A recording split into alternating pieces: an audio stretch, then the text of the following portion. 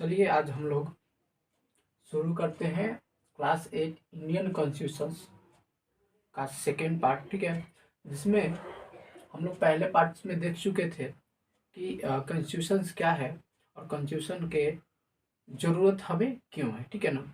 अब हम देखेंगे कि ये कॉन्स्टिट्यूशन जो बना इसका क्या इम्पोर्टेंस है। ठीक है, इसका क्या इम्पोर्टेंस, उसके पहले हम लोग एक चीज़ देखेंगे कि how did the constitution formed. आखिर कॉन्स्टिट्यूशन तो ऐसा तो था नहीं कि कोई बुक था जैसे कि रखा हुआ है आप उठाकर और क्या कर दिए, लागू कर दिए। बनाया हुआ तो था नहीं, इसको क्या करना था, बनाना था। ठीक है ना। तो हम लोग इसी पॉइंट्स पर पहले बात करते हैं, how did the constitution form, ये कॉन्स्टिट्यूशन जो है कैसे बना। ठीक है, तो हम लोग एक एक पॉइंट को देखते हैं। तो पहला पॉइंट है कि Indian national movement and imagination of free India. देखिए इसका मतलब क्या है, हम इस पॉइंट से क्या बताना चाहते हैं आपको। कहने का मतलब है कि जैसे इंडियन मूवमेंट चल रहे थे, ठीक है ना, चाहे वो कांग्रेस हो या गांधी जी हो, 20वीं सेंचुरी में आप देख रहे हैं कि इंडियन मूवमेंट काफ़ी तेज हो गया था, जिसमें नॉन कॉपरेशन मूवमेंट चला था, फिर उसमें नॉन सिविल डिसोबीडियंस चला था। ठीक है ना। तो ये चीज़ें जो बहुत मूवमेंट चला था तो काफ़ी उग्र हो गया था, तो सभी को एक अनुमान हो गए थे जितने भी हमारे रिवॉल्यूशनरी थे कि अब आज नहीं तो कल भारत तो आज़ाद होकर ही रहेगा। तो भारत अगर आज़ाद हो जाता है तो क्या आज की स्थिति में जिस प्रकार से भारत है, ठीक है, क्या कल भी उसी तरह से रहेगा? क्या फिर कोई आकर हम पे अटैक कर लेगा? क्या कभी फिर इंडिया नहीं बन पाएगा? तो इसके लिए क्या किया जाए? तो इसके लिए इन लोगों के लिए भी एक बहुत बड़ी ये सोच थी, और ये इसी को सोचते हुए उन्होंने क्या किया, जितने भी ग्रुप्स थे, जितने भी हमारे इम्पोर्टेंट लीडर्स थे, उन्होंने सोचकर ये डिसाइड लिया कि एक हम लोग अपना रूल्स बनाएंगे, एक कॉन्स्टिट्यूशन बनाएंगे जिसके आधार पे हम देश को चलाएंगे। ठीक है, ताकि हमें किसी के अंडर जाना नहीं पड़ा। क्योंकि हमारा अगर डेमोक्रेटिक रहता कंट्री और एक पावर रहता, तो आज जितने ब्रिटिशर्स या डिफरेंट कंपनी आके यहाँ पे रूल कर गई हम पे, वो कोई नहीं कर पाता। ठीक है, क्योंकि सब अलग अलग, सबकी अपनी अलग अलग सिद्धांत है, सब अपने अपने तरीके से काम कर रहे हैं। आज जैसे हमारा स्टेट है, किसी देश से मिलना चाहे डायरेक्ट तो नहीं मिल सकता विदाउट सेंटर के परमिशन से। लेकिन उस समय थे हमारे इंडिया में ऐसा तो नहीं था कि कोई एक पावर है, जो इंडिया में एक पावर है उसके बिना कोई बाहर संपर्क नहीं हो सकता है, फॉरेनर कोई काम नहीं कर सकता है। उस एरिया से आया तो उस एरिया का साथ मिल गया, उस एरिया से आया तो उस एरिया का साथ मिल गया, जो जिससे मिला उससे अपना काम कर रहा है। तो यही तो कारण था कि धीरे धीरे सबको प्रवेश मिल जा रहा था, एंट्री हो जा रही थी। ठीक है, लेकिन यहाँ पर इन लोगों ने फिर से यही सोचा कि फिर ये घटना जो हो रही है, हम लोग इतना मेहनत करके फ्री करेंगे और फिर से कोई आकर हम पे क्या कर लेगा, अटैक कर देगा। तो इन लोगों ने कॉन्स्टिट्यूशन बनाने के बारे में सोचा। ठीक है, तो इन लोगों ने क्या सोचा, imagination of free India. India कैसा होना चाहिए, फ्री इंडिया होना चाहिए। इसका मतलब कि किसी का हम पे कोई कंट्रोल अब नहीं रहना चाहिए। ठीक है, तो सबसे पहले उन्होंने कहा कि कॉन्स्टिट्यूशन असेंबली बनाएंगे। क्या बनाएंगे, कॉन्स्टिट्यूशन असेंबली। यानी कि असेंबली क्या होता है, जब बहुत सारे लोग डिफरेंट डिफरेंट लोग होते हैं और एक ग्रुप में बैठते हैं, उसी को बोलते हैं असेंबली। हिंदी में बोलते हैं सभा। सभा में क्या होता है, जो भी जैसे कि पहले राजा मंत्री, आप सिनेमा में देखते होंगे कोई भी राजा महाराजा वाले, तो मंत्रियों की सभा लगती है, असेंबली लगती है, तो उसको असेंबली बोलते हैं। तो चूंकि इंपॉर्टेंट लीडर्स जो भी थे, इन्होंने डिसाइड किया कि एक असेंबली हम लोग बनाएंगे। तो असेंबली बनाएंगे इसका मतलब क्या कि अपने मन से ऐसा नहीं कि हम आप ये सभी लोग अपने मन से ऐसे असेंबली बन जाएगा। असेंबली के लिए भी इलेक्शन हुए थे, है ना, लगभग 300 मेंबर क्या हुए थे उसमें शामिल हुए थे कॉन्स्टिट्यूशन असेंबली में। ठीक है, तो उसमें शामिल हुए थे अराउंड 300। तो उन लोगों को दिया गया कि आप, हर व्यक्ति को एक एक कार्य दिया गया। जैसे हमारे अभी सेंट्रल गवर्नमेंट्स में बहुत कैबिनेट मंत्री होते हैं, अन्य मंत्री होते हैं, तो हर मंत्री को एक एक कार्य दिया गया है कि आप इस कार्य पे सोचिएगा, आप इस कार्य पे सोचिएगा। तो हर एक पहलू को सभी मंत्रियों में क्या कर दिया गया, डिवाइड कर दिया गया। ठीक है ना। जैसे मान लीजिए कि झंडा, भारत का झंडा कैसा होगा, ठीक है ना, भारत के झंडे में क्या विशेषता होना चाहिए, ठीक है ना, उसकी क्या मतलब स्पेसिफिक नेचर होना चाहिए। तो इसको जेबी कृपलानी साहब को दे दिया गया था, है ना। कहीं कहीं राजेंद्र प्रसाद भी आपको देखने को मिलता है।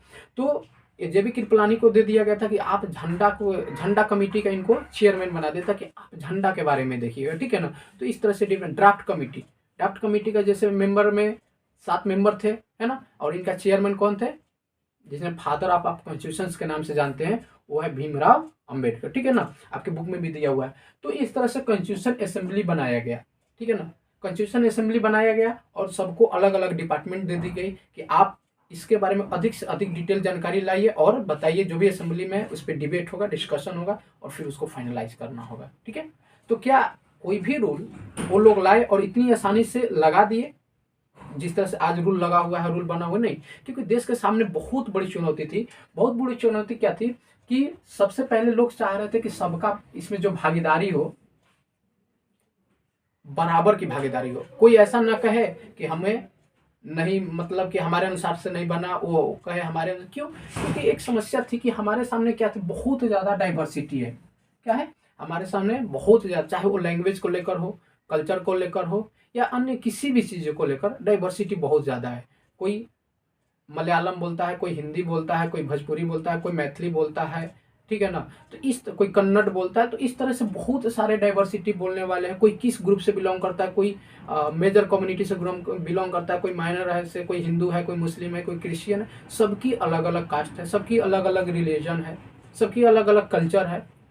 सोशियो इकोनॉमिक भी समस्या थी, ठीक है ना। इनके साथ में क्या सोशियो इकोनॉमिक, क्योंकि हमारे यहाँ ब्रिटिश इतने हमको गरीब करके चले गए थे, हमसे जितना धन था सारा वो निकाल कर और अपने खजाने में ले जाकर भर दिए थे और हमें पूरी तरह से क्या कर दिए थे, खाली कर दिए थे। तो हमारे पास इकोनॉमिक प्रॉब्लम भी थी, यानी कि हमारी जो सामाजिक आर्थिक स्थिति थी वो काफ़ी क्या हो गई थी, दयनीय हो चुकी थी, पूरा डाउन हो चुका था। तो वो भी एक हमारे पास समस्या थी, उसको भी देखना था कि उससे हम ऐसा रूल्स बनाएंगे ताकि हम आसानी से क्या कर सके, डेवलपमेंट कर सके। ठीक है, उसके बाद हमारे पास पार्टीशन का समस्या था, क्योंकि उस समय क्या हो रहा था, आप जान रहे थे कि पाकिस्तान की मांग जो थी चरमों पे थी, ठीक है ना। तो पाकिस्तान का डिवीजन का भी बात चल रहा था कि पार्टीशन पाकिस्तान हो रहा है। उसके साथ साथ में हमारा जो कैबिनेट मिशन आया था, तो उन्होंने ये बात कह दिया था कि कैबिनेट मिशन ही आया था और उसी के आधार पर कॉन्स्टिट्यूशन असेंबली बना और हमारा देश का भी बंटवारा हुआ, ठीक है ना। तो इसने ये कह दिया था कि जितने राज्य और या ब्रिटिश प्रिंसली हैं, ठीक है ना, जितने चाहते हैं वो या तो इंडिया के साथ रह सकते हैं या इंडिया से अलग हो सकते हैं, अपने अपने ऑटोनॉमी यानी स्वतंत्र हो सकते हैं। देखिए हमारे यहाँ तो शासन करता रहा, जितना उसको तोड़ना था तोड़ना, जाते समय भी पूरी तरह से भारत को तोड़कर जाने का प्रयास कर रहा था। क्योंकि उस समय अगर बात करें तो लगभग छोटे मोटे 552 प्रिंसली थी, ठीक है ना, इतने प्रिंसली थे। और अगर समझिए कि भारत का टुकड़ा 552 हिस्सों में हो जाता तो कितना ज़्यादा मुश्किल होता और कितना हिस्सा और कितना से क्षेत्र एक को पड़ता है। यानी कि पूरी तरह से सभी लोग आश्चर्यचकित थे कि इंडिया में इतना डाइवर्सिटी है, कैसे एक साथ रह पाएंगे। लेकिन हमारे कॉन्स्टिट्यूशन असेंबली के जितने लीडर थे उन्होंने बहुत ही सावधानी से, केयरफुल माइंड रखते हुए, अच्छे से सोचते हुए सबको डील किया। तो इन 552 में से 549 जो प्रिंटली प्रेसली थे वो भारत के साथ आसानी से रहने के लिए तैयार हो गए कि नहीं, हम पूरे भारत में ही रहेंगे, हम भारत से छोड़ के नहीं हटेंगे। लेकिन 3 प्रिंसली थे, ठीक है ना, जूनागढ़, हैदराबाद और एक आपका जम्मू कश्मीर, ठीक है, 3 थे, ठीक है।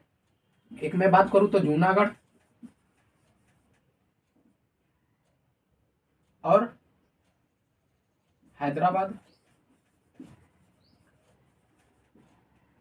और एक मैं बात करूं आपका जम्मू कश्मीर, ठीक है।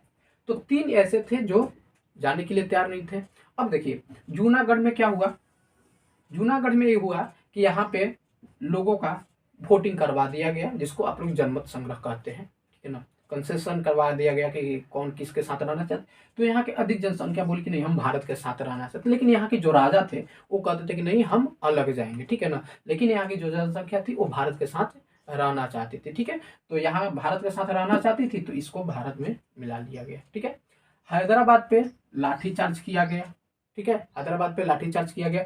जम्मू कश्मीर का आप जानते हैं कि ये देखिए ये क्या था, हमारा बॉर्डर के हिसाब पे था, ठीक है ना, ये बॉर्डर के हिसाब पे था। हम इस पे जिस तरह से इन लोगों पे जनमत संग्रह और इस समय लाठीचार्ज और जनमत संग्रह करा लिया, लेकिन जम्मू कश्मीर पे ये फोर्स नहीं इसलिए लागू किया गया कि चूंकि ये पाकिस्तान से सटे हुए राजा रहा था और पाकिस्तान से सटे हुए राज के कारण हम लोग वहाँ के उस समय राजा हरि सिंह थे, और जब भी थोड़ा सा भी इन पे हम लोग फोर्स बनाने का प्रयास करते तो ये तुरंत कहाँ चले जाके मिल जाते, पाकिस्तान में मिल जाते। तो हम लोग इनको खोना नहीं चाहते थे जम्मू कश्मीर को, इसलिए हम लोग इनको प्रेशर नहीं दे। लेकिन जब युद्ध हुआ तो पाकिस्तान ने इन पर खुद अटैक कर लिया, तो ये भारत के पास है, तो ट्रीटी हुआ कि हम आपके साथ तो आपका साथ तो देंगे, लेकिन आपको हमारे अंडर आना चाहिए, ठीक है ना। जो भी फॉरेनर पॉलिसी होगा वो हम लेंगे, आप नहीं। इंटरनल आप पूरी तरह से फ्री रहिएगा, लेकिन एक्सटर्नल में हम इंटरफेयर करेंगे। तो एग्रीमेंट हुआ और इस तरह से फिर धीरे धीरे धीरे धीरे भारत में जम्मू कश्मीर का क्या कर लिया गया, पार्ट्स बना लिया गया, ठीक है।